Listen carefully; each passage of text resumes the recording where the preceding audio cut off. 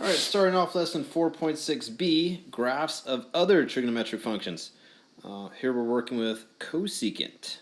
And in the next example, we'll be working with secant. Okay, now if you know how to graph sine and cosine, then it's very easy to graph cosecant and secant. All right. So the first step from the 4 is making a dotted graph of the reciprocal of cosecant. Well, what's the reciprocal of cosecant? It's sine. Okay, and you know how to graph sine, so this should be pretty simple. All right, and then from the maximum and minimums, you make u's going off in the opposite direction, and then there's asymptotes passing through the equidistant points from the maximum and minimum, and then the length of the cycle is 2 pi, just like sine. So here's sine, right?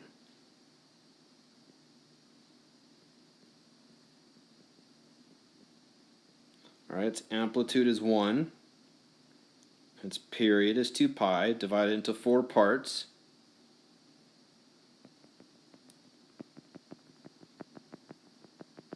All right, and then once you have that graph, then from the maximum and minimum, you just draw sort of like a parabola. It's a U-shaped graph. And here are our asymptotes. All right, let's go over a concrete example. All right, here we have cosecant. Okay, well, we're going to graph sine to start with. All right, what's my period here? Well, normal period is 2 pi. And I divide by b, which is 2. So it cancels out of pi. All right, pi is my period. And there's obviously a phase shift. So the starting point moves. So I take 2x minus pi, and I set equal to 0. All right, simple stuff. All right, and then where's my finish?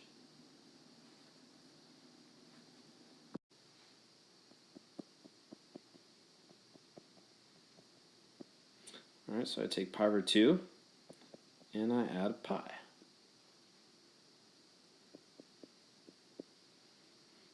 All right, so I have all these important pieces of information here, and then I divide the graph into 4 parts. So I take pi, which is my period, and I divide by 4. Okay, so before we even think about cosecant, we want to think about its reciprocal, which is sine. All right, so I'm going to graph sine. Let's see, where do I start? Well, here's pi over 2, and that ends at 3 pi over 2.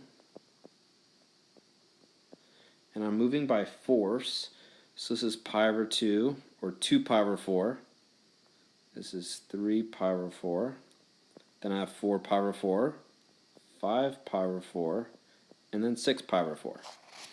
Okay, the amplitude is 1.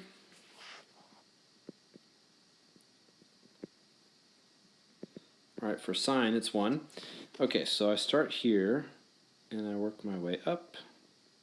There's a maximum, down, there's a minimum.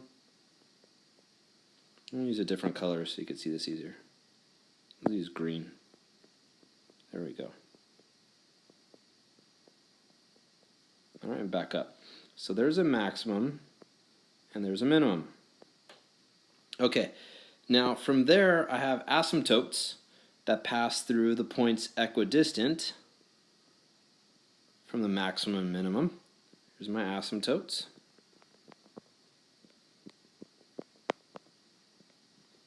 All right, and then from the maximum and minimum values, I draw a U-shaped graph.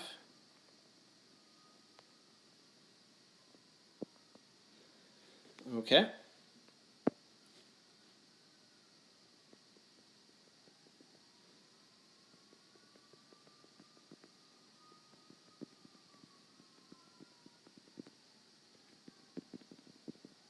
Oops. Okay. There's asymptotes.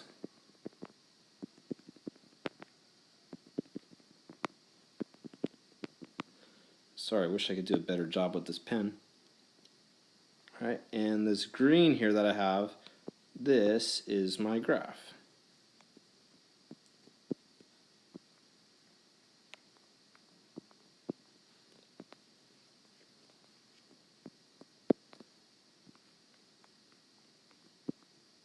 All right, simple as that. So it seemed like most people had no problem graphing sine and cosine, and this is just one extra step on top of it. So not very difficult. All right, so we have cosecant. Let's go on to secant.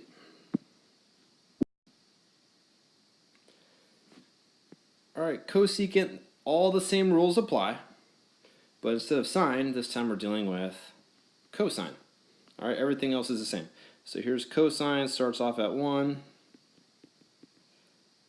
goes to 0, then -1, back up to 0, -1. There you go, that's one full cycle. And then we'll do a half a u here, half a u there, and a full u here. All right, that's all there is to it. All right, let's do one example before you go on to the assignment. All right, have my period. All right, which is, let's see, normal period is 2 pi. And here I'm going to divide by pi, so I get 2. All right, and I'm going to divide the graph into 4 parts. So I have 2 over 4, which is a half, or 0.5. Okay, and then there's also vertical translation here.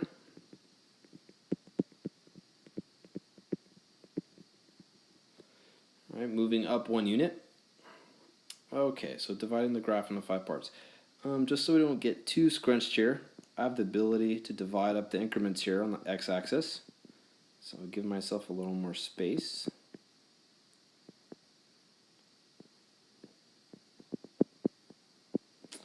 Okay, and now I'm going to go with the reciprocal function, which is cosine. The amplitude is 1, so I'm starting here.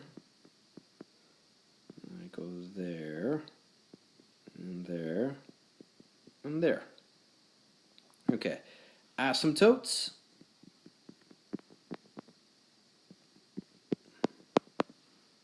Okay, and now from that maximum, since there's 2 maximums, half a u, and here I have a full u.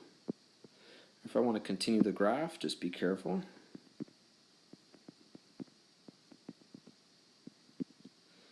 Okay, there are my asymptotes. And complete that u now. Full u, half u. All right, so everything that's green is your final graph. All right, so if you wanted, you could essentially erase all this here. Okay, you're just left with the green graph. If you have any questions, if you need any clarification, please make sure to ask for help. Begin the assignment at the bottom of the webpage.